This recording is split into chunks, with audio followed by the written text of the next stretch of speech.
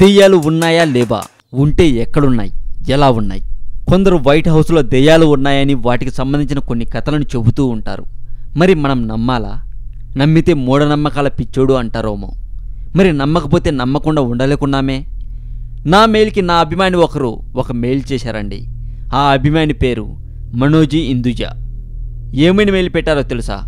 నాకు దెయ్యాల మీద నమ్మకం లేదు, కానీ రాత్రి అయితే చాలు నాకు చాలా భయం వేస్తుంది. నిజంగా దెయ్యాలు ఉన్నాయా అని. మనోజ్ గారు దెయ్యాల మీద నమ్మకం లేదన్నారు, రాత్రి అయితే భయం అన్నారు. అసలు నమ్మకమే లేకపోతే భయం ఎందుకు వస్తుంది మీకు? మీ క్వశ్చన్లోని క్లారిటీ లేదు. ఇంకో క్వశ్చన్ తయారు చేసుకుని మళ్ళీ మెయిల్ పెట్టండి. సో నేను చెప్పేది ఏంటంటే, అన్ని ఆలోచనలు పక్కన పెట్టి ఇప్పుడు నేను చెప్పబోయే టాపిక్ని శ్రద్ధగా వినండి. వీడేంట్రా పూర్తిగా క్లారిటీ ఇవ్వకుండా మధ్యలో కట్ చేసి ఏదో చెబుతున్నాడు అనుకుంటున్నారా? నేను అంతే భయ్యా. పూర్తిగా చెప్పడానికి నువ్వేమైనా పాలు తాగే పిల్లాడివా? కొన్నిటిని మనమే అర్థం చేసుకోవాలి. అర్థం కాకపోయినా అర్థమయ్యే వరకు ఆలోచించాలి. అప్పుడే నువ్వు మనిషి అని నీకు అనిపిస్తుంది. అలా అనిపించకపోతే నువ్వు దేవుడివి అని ఫీల్ అవ్వు. కానీ దేవుడు మంచోడు భయ్యా, దేవుడిపైన చెడగొట్టకు. ఇలా చెబుతున్నాను అని భయ్యా నువ్వు దేవుణ్ణి నమ్ముతావా అని మళ్ళీ నాకు మెయిల్ పెట్టకండి ప్లీజ్. అడుక్కునే ప్రతి వాడు బిచ్చిగాడు కాదు భయ్యా. దీనికి నా దగ్గర ప్రూఫ్ ఉంది. ఎలక్షన్ టైంలో కొందరు రాజకీయ నాయకులు ఓట్లు అడుక్కుంటారు. గెలిచాక వాళ్లే మనల్ని తన్ని తరిమేస్తారు. రాజకీయాల్లోకి మనలాంటి యంగ్స్టర్స్ వచ్చే వరకు మన దేశం పరిస్థితి ఇలానే ఉంటుందేమో అనిపిస్తూ ఉంటుంది. ఇక టాపిక్లోకి వెళ్దాం. దెయ్యాలు ఉన్నాయని అంటారు. ఆ దెయ్యాలు వైట్ హౌస్లో కూడా ఉన్నాయి అంటారు. అసలు వైట్ హౌస్ గురించి ఇప్పుడు మనం తెలుసుకుందాం. అమెరికా అధ్యక్షుని నివాసం వాషింగ్టన్ డీసీలో ఉంది. దీన్ని నిర్మించి ఇప్పటికీ 210 ఏళ్ళయింది. ఇన్నేళ్ల చరిత్రలో ఇది ఒకసారి శత్రు సైనికుల దాడికి ధ్వంసమైంది. అగ్ని ప్రమాదం, వరదలు ఎదుర్కొంది. దీన్ని నిర్వహణకు ఏటా అయ్యే ఖర్చు సుమారు 600 కోట్ల రూపాయలు. ప్రస్తుతం వైట్ హౌస్ అని వ్యవహరించబడుతున్నప్పటికీ దాన్ని కట్టాక 100 ఏళ్లకి కానీ ఆ పేరు ఏర్పడలేదు. అంతకుముందు ప్రెసిడెంట్ ప్యాలెస్ అని, ఎగ్జిక్యూటివ్ మ్యాన్షన్ అని రకరకాలుగా వ్యవహరించేవారు. ఓసారి ఇది కాలిపోయినప్పుడు మరమ్మతుల కోసం తెల్ల రంగు వేశారు. అప్పటి నుంచి వైట్ హౌస్ అనేవారు. అధికారికంగా మాత్రం 1901లో అప్పటి అధ్యక్షుడు థియోడర్ రూజ్వెల్ట్ ఆ పేరును వాడడం మొదలుపెట్టారు. 6 అంతస్తులు గల ఈ భవనం ఉన్న స్థలం కంచెతో కలిపి మొత్తం 18 ఎకరాలు.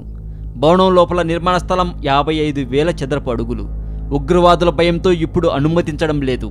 అంతకు మునుపు రోజు దీన్ని చూడ్డానికి 6,000 మంది వచ్చేవారు. వైట్ హౌస్ నిర్మాణాన్ని 1792లో మొదలుపెట్టి 8 ఏళ్ల పాటు కొనసాగించారు. అమెరికా తొలి అధ్యక్షుడైన జార్జ్ వాషింగ్టన్ ఎంపిక చేసిన స్థలంలో కట్టడం మొదలు పెడితే రెండో అధ్యక్షుడైన జాన్ ఆడమ్స్ హయాంలో 1800లో పూర్తయింది. దీని నిర్మాణానికి అప్పట్లో సుమారు 13 కోట్ల రూపాయలు ఖర్చు అయింది. తర్వాత ఒక అధ్యక్షుడు ఒక్కో రకమైన మార్పులు చేస్తూ వచ్చారు. ఒబామా కొత్తగా ఆర్గానిక్ తోటని నాటించి అందులో తేనెటీగల పెంపకాన్ని చేపట్టారు. యుద్ధ సమయంలో 1814లో బ్రిటన్ సైనికులు దీన్ని తగలబెట్టారు. వైట్ హౌస్లో కూడా ఎలుకల బెడద కూడా ఉండేది. జంతు ప్రేమికుడైన అధ్యక్షుడు ఆండ్రూ జాన్సన్ వాటిని పెంచేవాడు. వాటి సంఖ్య పెరిగిపోవడంతో ఫెర్రెట్స్ అనే ముంగిస లాంటి జంతువుల్ని పెంచి అరికట్టాల్సి వచ్చింది. వైట్ హౌస్ భూగర్భంలో ఓ బంకర్ ఉంది. అత్యవసర పరిస్థితుల్లో అధ్యక్షుడు ఇక్కడి నుంచి విధులు నిర్వహించడానికి అత్యాధునిక సౌకర్యాలున్నాయి. కొన్ని సొరంగ మార్గాలు కూడా ఉన్నాయి. వైట్ హౌస్లో మొత్తం 132 గదులు, 142 తలుపులు, 147 కిటికీలు, ఒకేసారి 140 మంది కూర్చొని తినగలిగే డైనింగ్ టేబుల్, 17,000 మంది చాకులు, చెంచాలు ఉన్నాయి. దీని నిర్వహణకు 5,700 మంది ఉద్యోగులున్నారు. వైట్ హౌస్ అద్దె నెలకు సుమారు 110 కోట్లు అని అంచనా. అప్పటి అధ్యక్షుడు బారక్ ఒబామా ఒకవేళ అద్దె చెల్లించాల్సిన పరిస్థితి వస్తే 6 నెలలకు మించి ఆయన దానిని భరించే పరిస్థితి లేదంటూ న్యూయార్క్ డైలీ దినపత్రిక ఆసక్తికర కథనాన్ని ప్రచురించింది. దీని ప్రకారం సువిశాలమైన వైట్ హౌస్ విస్తీర్ణం 55,000 చదరపు అడుగులుగా, ఇందులో 132 గదులు ఉన్నాయి. 2013 ఆగస్టు ధరల ప్రకారం దీని అద్దె విలువ నెలకు 110 కోట్లకు పైమాటే. ఇంతటి విస్తీర్ణంలో నిర్మించిన భవనానికి ఏటా 66 లక్షలు పన్ను చెల్లించాల్సి ఉంటుంది. అయితే అప్పటి అధ్యక్షుడు బారక్ ఒబామా నికర విలువ 74 కోట్లు. ఆయన వార్షిక ఆదాయం 24 కోట్లు. ఇక దెయ్యం గురించి చెప్పాల్సి వస్తే వైట్ హౌస్లో అత్యంత ఫేమస్ దెయ్యం అబ్రహం లింకన్ది. ఆయన ఆత్మను తొలిసారి చూసింది అమెరికా మాజీ అధ్యక్షుడు కాల్విన్ కులిట్జ్ భార్య గ్రేస్. ఆ తర్వాత రాజకీయ ప్రయోజనాల దృష్ట్యా ఒకసారి అతిథిగా వచ్చిన నెదర్లాండ్స్ రాణి కూడా లింకన్ ఆత్మను చూసి హడలిపోయింది అంటారు. కళ్ళు తిరిగి పడిపోయిందని కూడా చెబుతారు. రూజ్వెల్ట్ భార్యకి వ్యక్తిగత పరిచారిక అయిన మేరీ ఈబన్ అయితే లింకన్ ఆత్మను చూసి జడుసుకుని మంచం పట్టింది అని కూడా చెబుతారు. విన్స్టన్ చర్చిల్ కూడా లింకన్ దర్శనమివ్వడంతో ఆయన ఆ విషయాన్ని అందరికీ తెలియజేశారు అంటారు. ఇలా ఇంతమంది తన అనుభవాలు చెప్పడంతో లింకన్ దెయ్యమయ్యారన్న విషయం అంతలా పాకిపోయింది. అది మాత్రమే కాదు, లింకన్ మృతదేహాన్ని ఊరేగించిన రైలు కూడా దెయ్యమైందని చాలామంది అంటుంటారు. ఇప్పటికీ ప్రతి సంవత్సరం లింకన్ శవయాత్ర జరిగిన రోజున ఆ రైలు కనిపిస్తూ ఉంటుందని, అది ఆ రోజులాగే అలంకరించి ఉంటుందని, యాత్ర మధ్యలో ఆగిన ఒక స్టేషన్లో కొద్ది క్షణాలు కనిపించి మాయమైపోతూ ఉంటుందని దాన్ని చూసిన ఎంతోమంది చెబుతున్నారట. దాంతో లింకన్ గోస్ట్ గురించి ప్రపంచమంతా తెలిసిపోయింది. నిజానికి లింకన్ మాత్రమే కాదు, టైఫాయిడ్తో చనిపోయిన లింకన్ 11 ఏళ్ల కొడుకు విల్లీ కూడా దెయ్యమయ్యాడని అంటూ ఉంటారు. అతని ఆత్మ కూడా వైట్ హౌస్లో చాలామందికి కనిపించిందని కూడా చెబుతారు. ఇక తర్వాతి స్థానం అబిగలీ ఆడమ్స్ది. అమెరికా 2వ అధ్యక్షుడైన జాన్ ఆడమ్స్ భార్య అబిగలీ. ఆమెకు తూర్పు వైపున ఉన్న గది అంటే చాలా ఇష్టమట. ఆ గదిలో ఇప్పటికీ ఆమె ఆత్మ ఎంతోమందికి కనిపిస్తూనే ఉంటుందట. అప్పటిలాగే తలపై క్యాప్ పెట్టుకొని లేస్ శాలువా కప్పుకొని ఉంటారట అబిగలీ. ఆమె ఇంట్లో తిరుగుతూ ఉండడం చాలామంది అధ్యక్షులు సైతం చూశారు అని చెబుతూ ఉంటారు. అమెరికాను పాలించిన జేమ్స్ మ్యాడిసన్ భార్య డాలీ కూడా దెయ్యమై వైట్ హౌస్లో సంచరిస్తున్నారని ఎంతోమంది చెబుతుంటారు. డాలీకి గులాబీలంటే చాలా ఇష్టం. దాంతో వైట్ హౌస్లో ఓ అందమైన గులాబీ తోటను నాటారు ఆమె. ఎక్కువగా దానిలోని గడిపేవారట.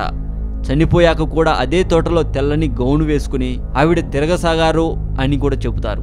ఆమె చనిపోయిన 100 సంవత్సరాల తర్వాత నాటి అధ్యక్షుడి భార్య ఎలెన్ విల్సన్ పాడైన గులాబీ తోటను తవ్వించేయాలనుకున్నారు.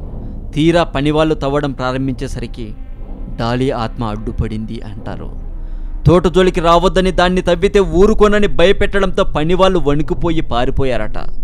అలాగే అధ్యక్షుడు ఆండ్రూ జాక్సన్, లింకన్ భార్య మేరీ టాట్, మరో అధ్యక్షుడికి అత్తగారైన మేరీ తదితరుల ఆత్మలు కూడా తరచుగా వైట్ హౌస్లో కనిపిస్తుంటాయని వినికిడి. ఇవన్నీ నిజమేనా అంటే నిజమే అనేవాళ్ళు చాలామంది ఉన్నారు. కొందరైతే తూచ్ అంతా అబద్ధమని అంటూ ఉంటారు. మరి మీరు దెయ్యం ఉందని నమ్ముతారా? ఇదంతా తూచ్ అన్నీ అబద్ధాలే అంటారా? మీ ఒపీనియన్ ఏదైనా కావచ్చు, కింద వీడియో కింద కామెంట్ రూపంలో పెట్టచ్చు. అలాగే మీరు నన్ను పర్సనల్గా ఏవైనా నాతో షేర్ చేసుకోవాలనుకున్నా, మీ అనుమానాలు ప్రశ్నలు ఏవైనా నన్ను అడగాలనుకున్నా నా మెయిల్ ఐడి చెబుతాను. ఆ మెయిల్ ఐడికి మీరు మెయిల్ పెట్టచ్చు. నా mail ID Telugu Mojo mail ID telugumojo1@gmail.com. మళ్ళీ చెబుతున్నాను వినండి, telugumojo1@gmail.com. ఈ వీడియో మీకు నచ్చితే వీడియోకి లైక్ కొట్టండి. ఈ వీడియో కింద మీ ఒపీనియన్ని కామెంట్ రూపంలో పెట్టండి. మరింత ఇలాంటి సమాచారం తెలుసుకోవాలని మీకుంటే సబ్స్క్రైబ్ చేయడం మాత్రం మర్చిపోకండి తెలుగు మోజో ఛానల్.